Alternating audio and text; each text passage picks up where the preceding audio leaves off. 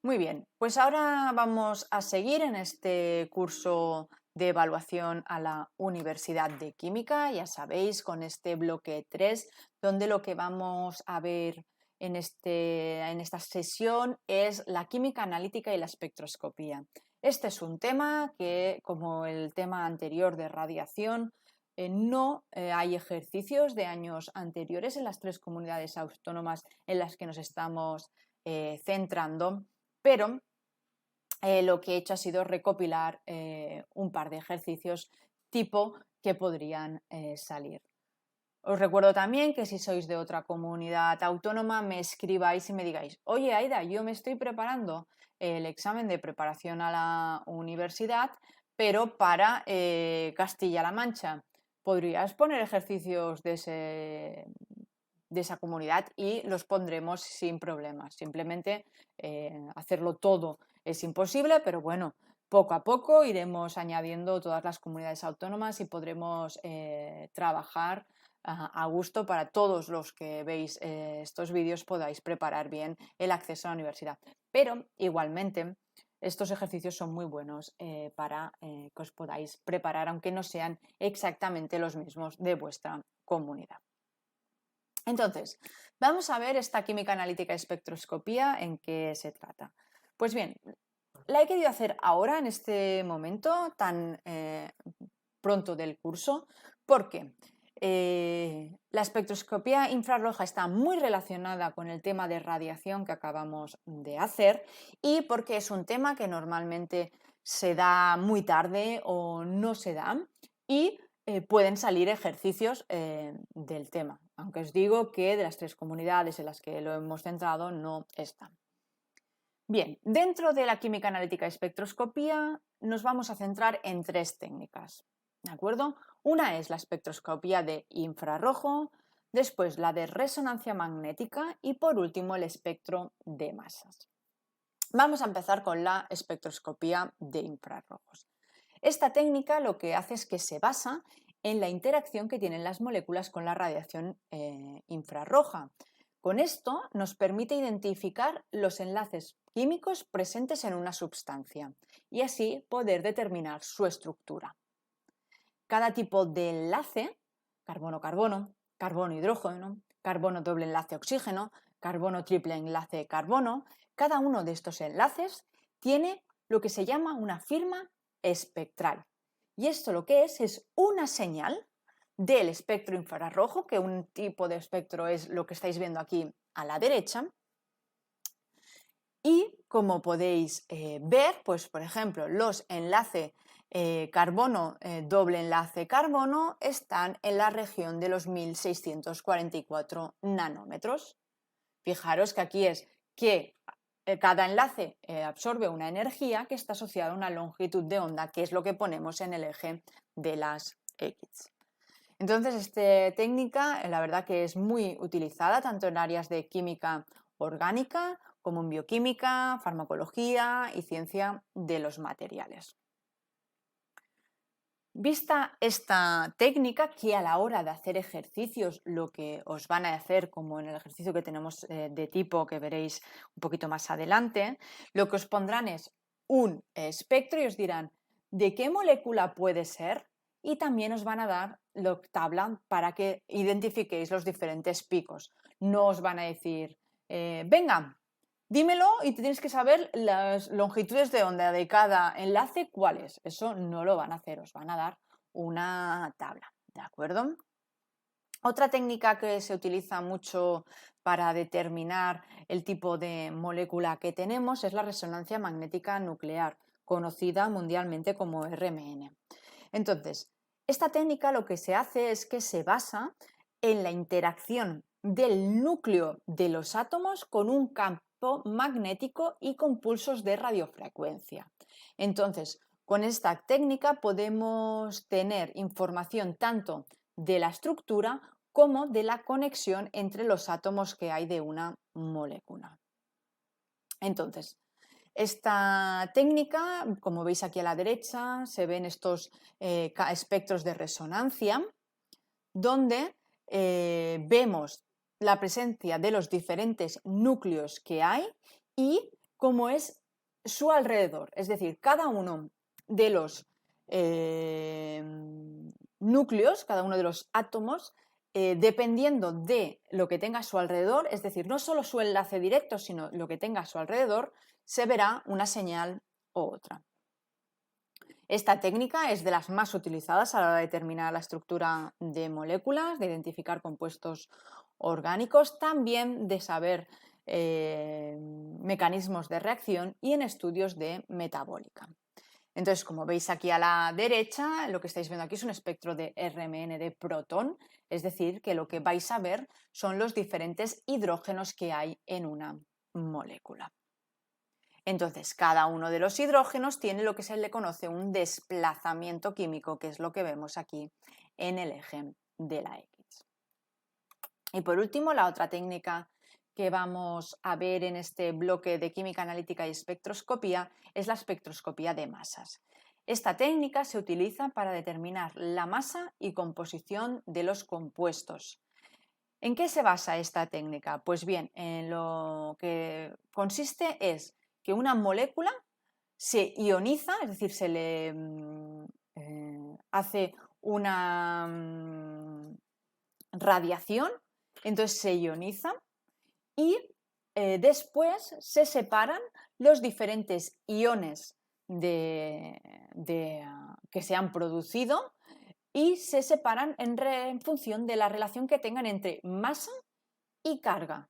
La carga puede ser +1, +2, +3 y la masa pues es lo que pesa, el peso molecular de ese fragmento o molécula. Entonces, los espectros de masas nos proporcionan, como hemos dicho, información sobre la composición elemental de la sustancia y de su estructura. ¿Por qué? Porque vamos a poder ver no solo la molécula total, sino también fragmentos. Y estos fragmentos nos van a determinar la estructura general de la molécula. Entonces, esta técnica también está muy utilizada en la hora de identificar compuestos, en la hora de análisis de mezclas complejas o en la determinación de estructura tanto de péptidos como de proteínas. Entonces, nosotros cuando trabajamos en un laboratorio con una sola técnica no vamos a poder identificar todo. Simplemente lo que hacemos son diferentes técnicas y con el resultado de todas estas técnicas podemos acabar determinando qué compuesto tenemos. Pero los ejercicios que vamos a pasar a hacer ahora, que no son ejercicios de años anteriores, sino que son ejercicios para preparar el tema, vamos a ver en 3 ejercicios, uno por técnica. ¿De acuerdo? Y no vamos a hacer grandes cosas, sino que vamos a ver un poco cómo podemos conocer estas 3 técnicas a través de estos ejercicios. Pero no os preocupéis que los exámenes de acceso a la universidad, si sale este tema, que ya os he dicho que en los últimos años, tanto en Asturias, en Andalucía como en Madrid, no ha salido, no son ejercicios extremadamente difíciles. Pues vamos a hacer este primer ejercicio donde nos dice que el dióxido de carbono es uno de los gases de la atmósfera que absorbe la radiación, parte de la radiación infrarroja emitida por la superficie de la Tierra. Esto lo hemos visto antes en otro ejercicio.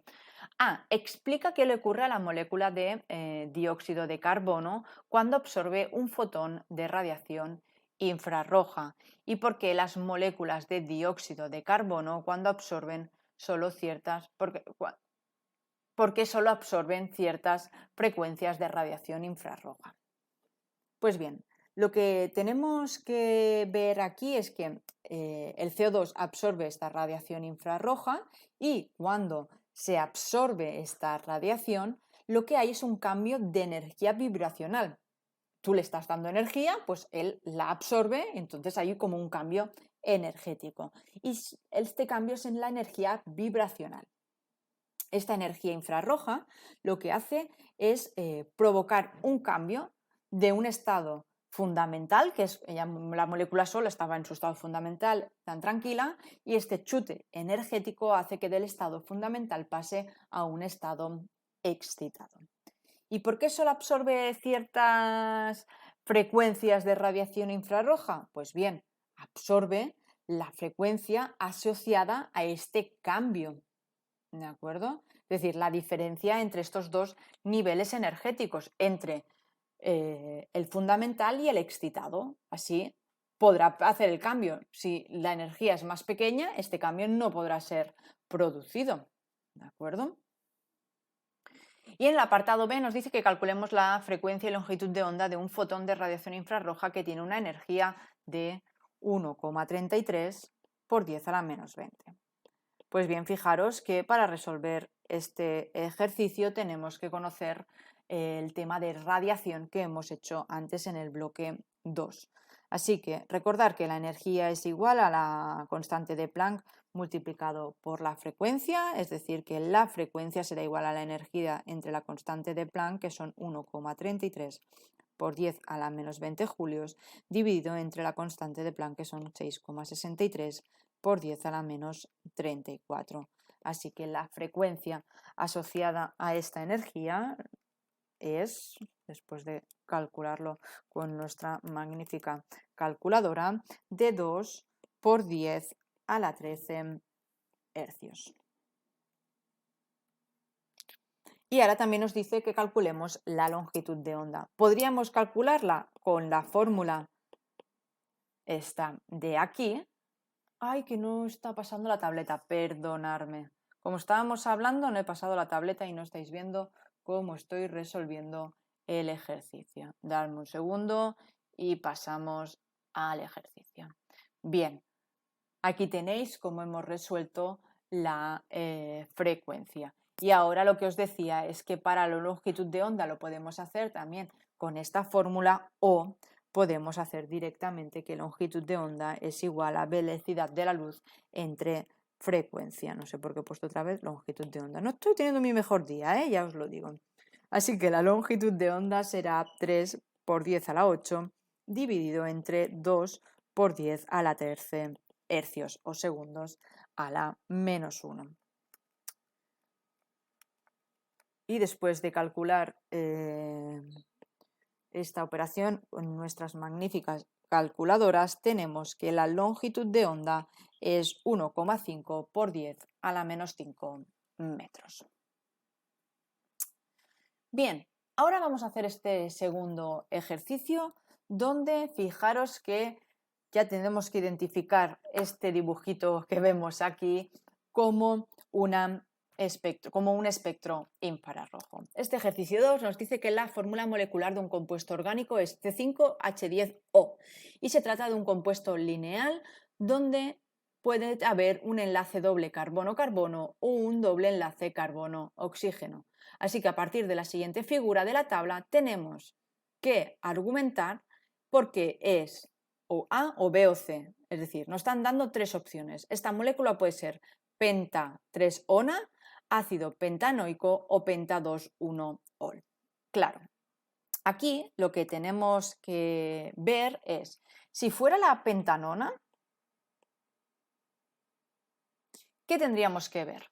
Pues tendríamos que ver enlaces carbono-carbono, enlaces carbono-hidrógeno y fijaros, el grupo principal de la molécula es acabado en ona, es decir, tendríamos que ver un enlace carbono, doble enlace oxígeno. Si tuviéramos el ácido pentanoico, tendríamos carbonos-carbonos, carbonos-hidrógenos. ¿Y cuál es el grupo principal? El ácido. Si tengo un grupo principal que es el ácido, tendría que ver enlace carbono-oxígeno y carbono, doble enlace oxígeno, y también el carbono, el oxígeno-hidrógeno del ácido. Recordar que el ácido es esto de aquí. Y si tuviéramos el pentenol, fijaros que tenemos, como antes, carbonos-carbonos, carbonos-hidrógenos, que esto al final es la huella de la molécula, porque al final todas las moléculas van a tener carbono-carbono y carbono-hidrógeno, o casi todas, si son mínimamente grandes. Y fijaros que aquí tenemos pente, doble enlace, y ol de un alcohol. Carbono, doble enlace carbono, carbono, oxígeno, oxígeno, hidrógeno. Si os fijáis, también el enunciado está en catalán, pero creo que es entendible para todos. Nos da que diferentes grupos funcionales donde podemos encontrar en la longitud de onda del espectro. Aquí no están las unidades, pero son en centímetros a la -1, al igual que nos lo está dando en la tabla. Así que, si yo tuviera, por ejemplo, un grupo funcional que fuera oxígeno-hidrógeno o nitrógeno-hidrógeno, como vemos aquí en algunos casos, tendría que haber una longitud de onda en la zona de 3400. Claro, fijaros que si ampliamos, esto lo vamos a ampliar más, esto es el 3000 y esto es el 4000. La zona de, vamos a hacer aquí con la zona de 3400 sería esta zona de aquí. Aparte, os tengo que decir que los alcoholes son muy característicos porque en esa zona de ahí se ve como un pico muy ancho, así de esta forma, no se ve un pico fino como estáis viendo aquí, sino que se ve un pico, veríamos aquí como un pico así anchote, ¿de acuerdo?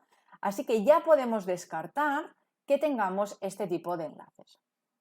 Fijaros que si descartamos que tenemos este tipo de enlace, no pueden ser ni el ácido pentanoico ni el pentenol, porque no tenemos este carbono, este oxígeno, hidrógeno como señal.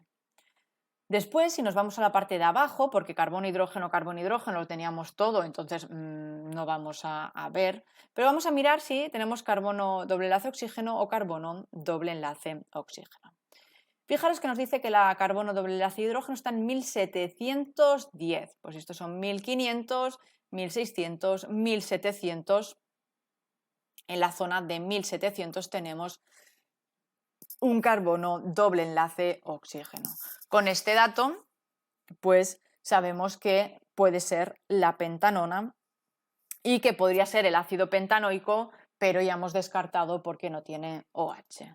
Y si buscamos este carbono doble enlace oxígeno, tendría que estar en la zona esta de aquí, inferior a 1600, y no vemos que haya este carbono doble enlace oxígeno que nos descarta, aunque ya lo teníamos descartado, el pentenol.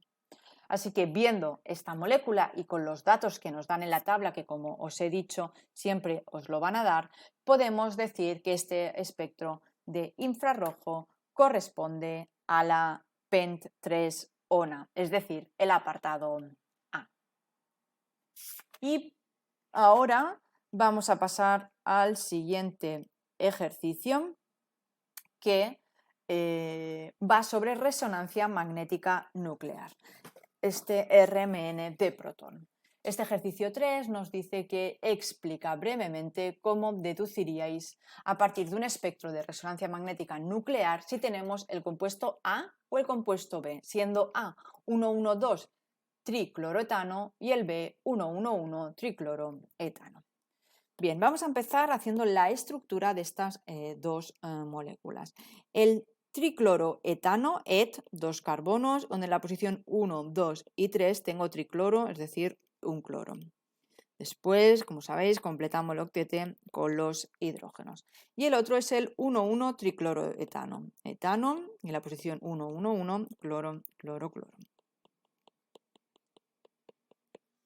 Pues bien, si os fijáis en esta molécula, tenemos dos tipos de hidrógeno.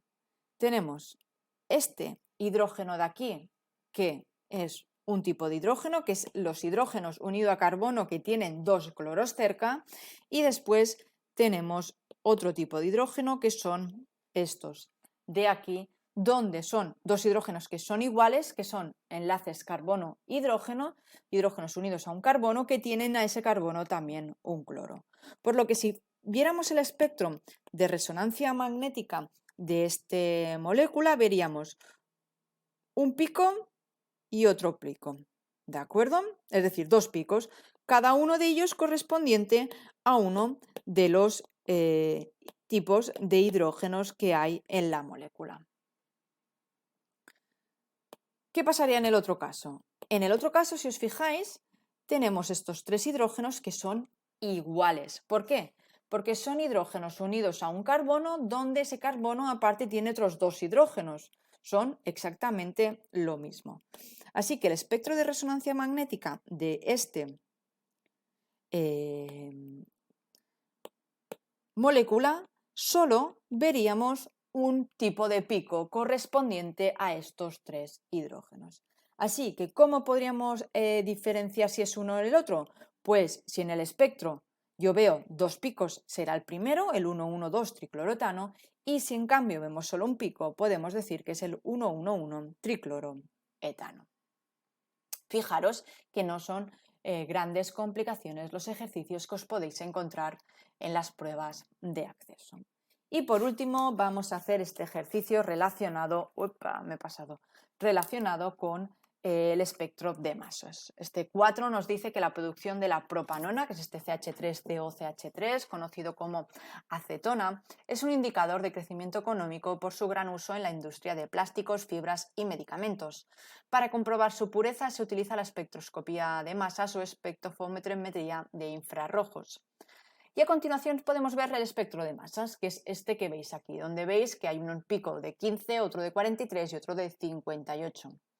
Nos dice que indicar la magnitud que se representa en el eje de las abscisas del espectro y B, interpretar la información del espectro indicando a qué puede ser debido estos picos de valor 15, 43 y 58.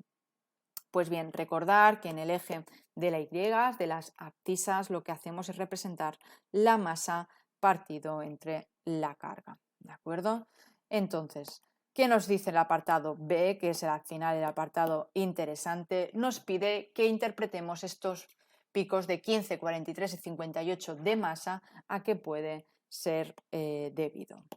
Pues si nosotros dibujamos la molécula de acetona, este CH3C doble enlace oxígeno CH3, vamos a ver estos 3 picos a qué corresponden. Lo primero es calcular el peso molecular de toda la molécula.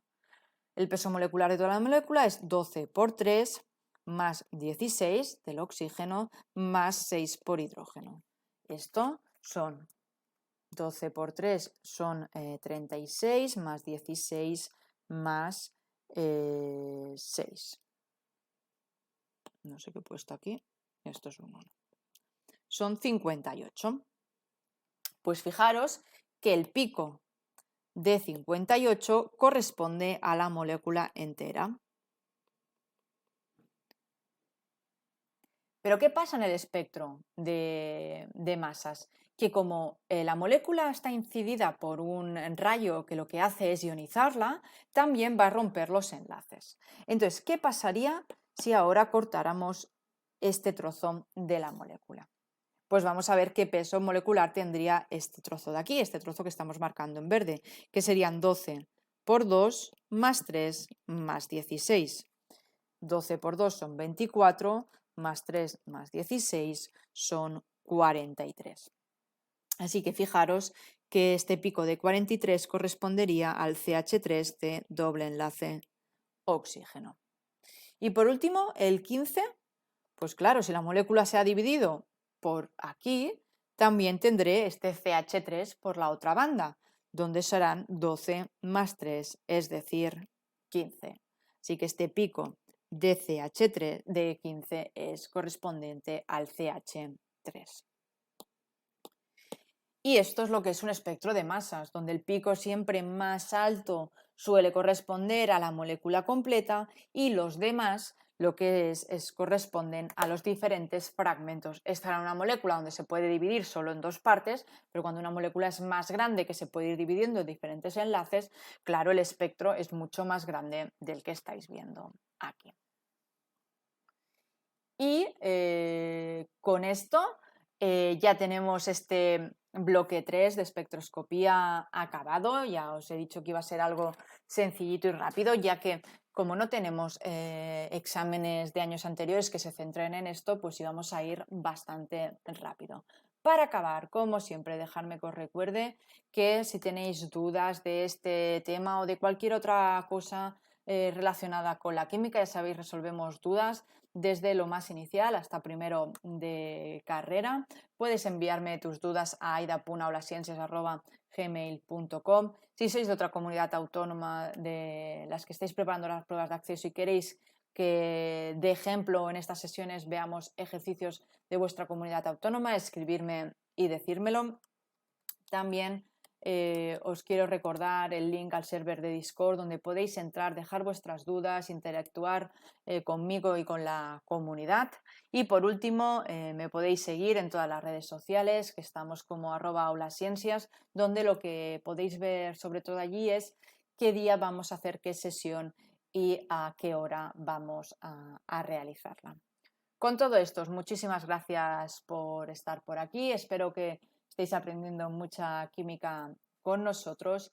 Y para acabar, como siempre, recordaros que el conocimiento es poder y que la ciencia puede ser divertida. Adiós, familia.